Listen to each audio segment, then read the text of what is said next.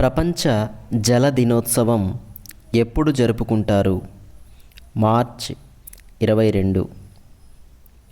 వలస పక్షులు వి ఆకారంలో ఏర్పడి ప్రయాణించడానికి కారణం ఏమిటి? శక్తిని త్వరగా కోల్పోకుండా పొదుపు చేయడానికి. కంటికి పుస్తకానికి మధ్య ఉండాల్సిన కనీస దూరం ఎంత?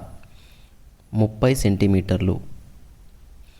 కణంలో ఆహార పదార్థాలను విచ్ఛిన్నం చేసి శక్తి విడుదలలో సహాయపడేది ఏది?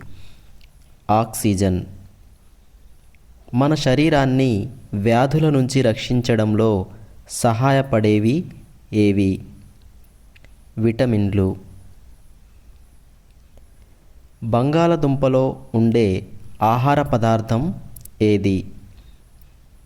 పిండి పదార్థం. మానవుడు పుట్టినప్పుడు ఎన్ని ఎముకలు ఉంటాయి? 300. గైట్ ఆఫ్ యానిమల్స్ రచయిత ఎవరు? అరిస్టాటిల్. అక్లిమటైజేషన్ అనగా ఏమిటి? వాతావరణ అనుకూలత.